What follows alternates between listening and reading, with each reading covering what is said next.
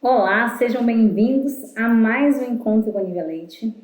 Eu estou aqui para falar hoje sobre checklist de auditoria externa. Também um tema bem relevante para esse período do ano, que se aproximam os meses de auditoria dentro das organizações.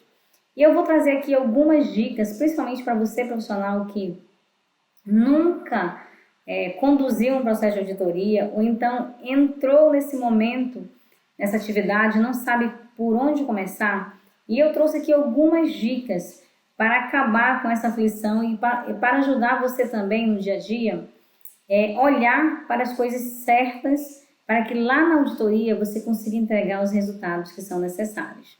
E aí a gente vai começar falando um pouquinho sobre exatamente esse trabalho. Então aqui a gente tem, primeiramente eu quero começar falando para vocês que toda auditoria externa ela tem um objetivo, né? E o objetivo é exatamente fazer uma conferência geral de todos os itens que constam no nosso procedimento de recrutamento, seleção, treinamento e desenvolvimento, a fim de manter e garantir a conformidade dos processos. Então esse tema que eu trouxe hoje é muito voltado para as organizações que têm certificações da ISO 9001 e da ISO 14 ou então na 45000. Porque todas essas normas, elas são auditadas conforme o procedimento que nós determinamos para aquele órgão certificador. E muitas vezes, assim, olhando de um modo geral para as organizações e para a experiência dos profissionais, muitas vezes, às vezes a gente quer fazer uma coisa muito mirabolante e não consegue nem fazer o que deve ser feito. Então eu vou trazer novamente aquele meu discurso de que faça o básico com excelência. E depois você vai inovando e vai melhorando o seu processo, porque isso é muito natural acontecer. Então, vamos começar então entendendo basicamente o que eu posso fazer de simples e que vai ser eficaz. E depois eu vou inovando e melhorando esses processos. Então, por onde eu devo começar? Então, se eu sei que eu vou receber uma auditoria, a primeira coisa que eu tenho que pensar, eu tenho que dominar o meu procedimento de recrutamento, seleção e de treinamento e o fluxo que acontece esse processo dentro da minha empresa. Bom, entendendo que se eu já sou uma empresa certificada e principalmente que se foi eu como analista que construí esse procedimento, eu tenho que dominar aquilo profundamente, desde o processo da competência que vem lá do recrutamento e seleção até a parte de desenvolvimento que vem na área de treinamento.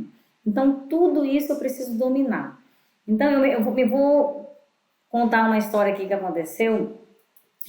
Eu sempre respondi por auditorias em diversas organizações por onde eu passei, né? E uma X organização por onde eu passei e trabalhei, eu me recordo que os processos geralmente nessas organizações muito grandes, elas são divididas, né? Nós temos uma profissional de recrutamento e seleção, nós temos uma profissional de treinamento e desenvolvimento, e geralmente uma não mete muito o bedelho na outra, né? Tentam casar os processos, mas cada uma dentro da sua área, né? E aí o que aconteceu? Eu segui todos os passos, eu já tinha muita experiência nessa parte de auditoria, né? E aí já sabendo que o auditor, quando ele vem, ele audita a profissional de treinamento em todos os processos, então o que eu fiz? Eu estudei o procedimento de recrutamento e seleção, como era feito, né? E também estudei o meu, né? Que na verdade eu já fazia aquilo na rotina, né? E também providenciei todos os registros, tudo que era necessário. Mas a minha grande surpresa nesse dia foi que o auditor decidiu não auditar o processo de treinamento, decidiu auditar o processo de recrutamento e seleção, que isso pode acontecer naturalmente. E aí, para nossa surpresa, a profissional de recrutamento não sabia do procedimento dela. Por mais que na hora eu tivesse falado, não, eu conheço, existe sim um procedimento, é o procedimento tal, e falei, mas a analista responsável por aquele processo não dominava. Então, essa conexão entre a área de recrutamento e seleção e treinamento e desenvolvimento é muito importante. Geralmente nas empresas são distintas nessas áreas, mas uma é dependente da outra, principalmente no processo de auditoria. Então, tanto o profissional de recrutamento precisa dominar o procedimento dele, mas o profissional de treinamento ele precisa dominar todos os procedimentos daquela área de RH.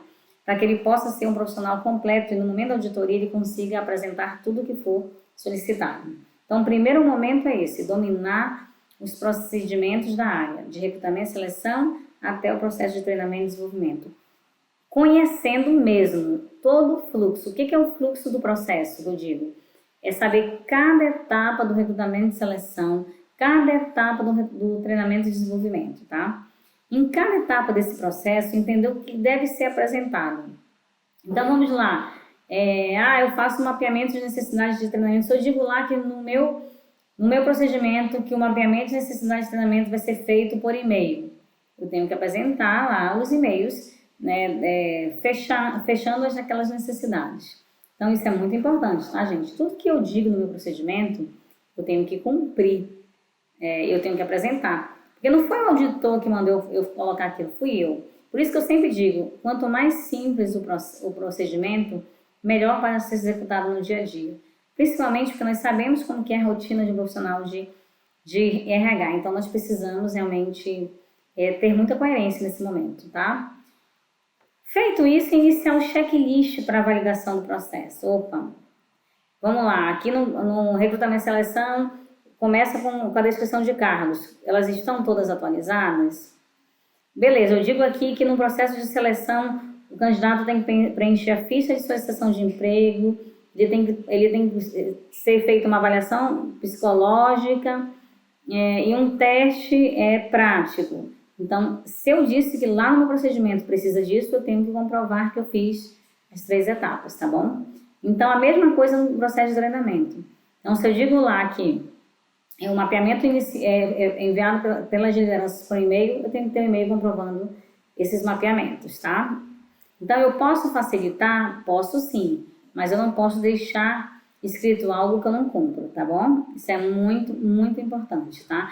Por isso que todos os anos, o que eu faço? Eu reúno minha equipe, geralmente em dezembro, e reviso o procedimento para saber se aquilo está sendo uma coisa natural para a gente fazer no dia a dia ou se aquilo está sendo um gargalo, tá? Se está sendo um gargalo, eu vou me perguntar o que eu posso fazer para facilitar isso. E aí eu faço a mudança no procedimento. Mas sempre entendendo que tem coisas que a norma manda e direciona, que é obrigatória e a gente não pode deixar de fazer em hipótese nenhuma, tá? E depois disso eu vou preparar a organização de todos os itens do checklist, né? Então, beleza, eu fiz o checklist aqui de cada processo e eu tenho X coisas para apresentar. Então, eu vou lá colocar o checklist das X coisas, tá? E esse checklist, ele vai geralmente apresentar um plano de ação, tá? Uma vez que eu fiz o checklist, tudo isso acontece antes da auditoria chegar.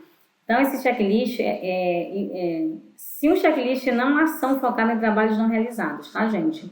O trabalho do treinamento ele tem que ser feito no dia a dia. Por isso que eu falei, se eu faço uma análise, entendo que tá difícil aquilo, eu preciso rever o procedimento, porque eu não estou fazendo daquela forma, tá? Então, e sempre entendendo que eu também tenho que conciliar com aquilo que as normas recomendam, né? Então, é muito importante. E aí eu trouxe aqui alguns itens do checklist que geralmente são solicitados na auditoria, tá? Dentro do processo de recrutamento e seleção, a descrição de cargos atualizada. Isso é batata. Primeira coisa que o auditor pergunta, porque ele vai geralmente nas áreas auditar. O RH sempre é o último, né? Então, ele entrevista lá a Nívia. Aí pergunta, Nívia, qual é a tua função? Ah, minha função aqui é analista de recrutamento e seleção. Legal, Nívia. Quando ele vai lá no RH, ele já vai com o nome da pessoa, olha, eu entrevistei o fulano de tal, da área tal, e o cargo dele é esse aqui. Você pode, por favor, me dar a descrição de cargo dele? Aí eu apresento a descrição de cargo, tá? Isso é fundamental. Inclusive, eu passei por uma auditoria agora em outubro, e aconteceu exatamente isso, né? Nós tínhamos contratado recente uma engenheira de segurança do trabalho, que não era uma função que tinha na nossa empresa, era uma nova função. E aí ele pediu, olha, eu entrevistei lá na área tal, a coordenadora de SESMIT. Você pode, por favor, me entregar a descrição de cargos dela? Então eu fui lá e entreguei a descrição de cargo. Depois ele também pediu assim, olha, eu quero que você, está dizendo aqui no processo de recrutamento, que você aplica teste, que você escreve no currículo, faz anotações do currículo, aplica teste e tem uma ficha de solicitação de emprego. Você pode me mostrar o processo dela de contratação? E aí eu fui lá e mostrei todo o processo de contratação. Então lá tinha o registro do colaborador, né, o currículo, a avaliação comportamental, psicológica e todos os treinamentos também, porque ela também me pediu. Agora me mostra, aí ele me pediu também a matriz de treinamento, que é exatamente onde tem lá quais são os treinamentos que são obrigatórios para aquele cargo. E aí a gente vai pintando em verde aqueles que a pessoa, as competências que a pessoa tem e em vermelho as que ela precisa ter porque ainda não tem, tá? Então tudo isso eu apresentei no momento da auditoria. Então é fundamental esse link, né? Hoje, como eu cuido da área de desenvolvimento humano e está todo esse processo de recrutamento e seleção, treinamento e também a parte de desenvolvimento humano, então eu consigo dominar e controlar isso. Mas para as grandes indústrias que trabalham com um profissional em cada área, essas pessoas precisam ter uma comunicação muito alinhada, para que não deixe nada passar. E geralmente a analista de treinamento é que tem que encabeçar isso, né? Ela precisa realmente tomar a frente. Olha, fulana, vamos revisar teu procedimento? Você está fazendo isso aqui de fato? Vamos lá, tem as descrições e fazer esse checklist com a analista de recrutamento e seleção. É fundamental, tá, gente? Uma dica importantíssima para que você tenha sucesso no seu momento de auditoria externa. E aí aqui eu trouxe alguns itens que geralmente são solicitados na área de treinamento e desenvolvimento. Primeira coisa que eles pedem é o macrofluxo do processo. O que é o macrofluxo do processo? Lá eu digo quais são as entradas e saídas do meu trabalho dentro do recrutamento e seleção, dentro da área de treinamento também. E também falo dos riscos. Né? E em cima desses riscos eu também coloco lá qual é o plano de ação que eu faço de melhoria para isso. Então ele tem ali, através dali, ele tem uma visão geral, né, do fluxo do recrutamento, do fluxo do treinamento, quais são os riscos de cada atividade e qual o plano de ação que a gente propõe para que minimizem esses impactos e esses riscos, tá? Então lá o macrofluxo geralmente é uma visão geral da área, né? E aí geralmente eles pedem um plano anual de treinamento. Muito raramente alguém pede os mapeamentos para comprovar, mas é bom estar preparado, né? Então se eu digo que meu mapeamento é feito através de um formulário, eu tenho que ter lá os formulários registrados. Se eu digo que meu mapeamento é feito através de e-mail, tenho que ter lá e-mail. Se eu digo que o meu mapeamento é feito através de entrevista pessoal com a liderança, então eu tenho que ter lá as anotações daquilo que foi acordado, tá? E aí, geralmente, eles pedem um plano anual de treinamento. E aí lá eles têm a visão de tudo que foi realizado naquele ano, né? Ou então tudo que ainda deve ser realizado, né? Então, geralmente tem auditorias que acontecem em outubro, outras em novembro, outras em dezembro, então ainda tem treinamentos que estão acontecendo durante aquele período, tá? Então, aí eles pegam lá o plano e dizem assim, olha, eu quero ver esse dossiê aqui do treinamento GNR20. Aí você vai lá pegar o dossiê, comprovando que ali tem avaliação de reação, avaliação de eficácia, né? E aí eles também pedem os indicadores de treinamento, porque como analista nós também monitoramos o que é realizado, o que é planejado e realizado durante todos os anos. Então lá você vai colocar a quantidade de horas realizadas e se você tem cumprido a meta que foi estabelecida para aquele tempo, para aquele período. As eficácias de treinamento, gente, eu quero dizer que o maior desafio, eu ainda não trabalhei em nenhuma empresa. Olha, eu já trabalho há 17 anos com treinamento e desenvolvimento e eu ainda não consegui trabalhar em nenhuma organização que consiga deixar-se rodando 100% a avaliação de eficácia de treinamento.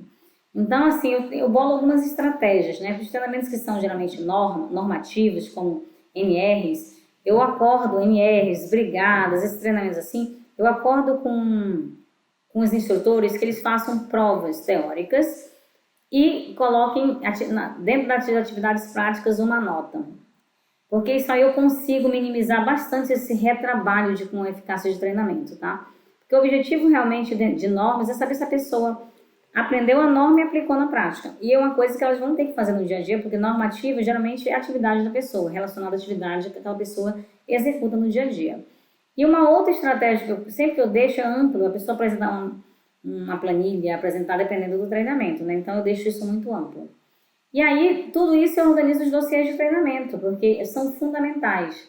Então, eu também já estou com estratégia de colocar os dossiês eletronicamente, né?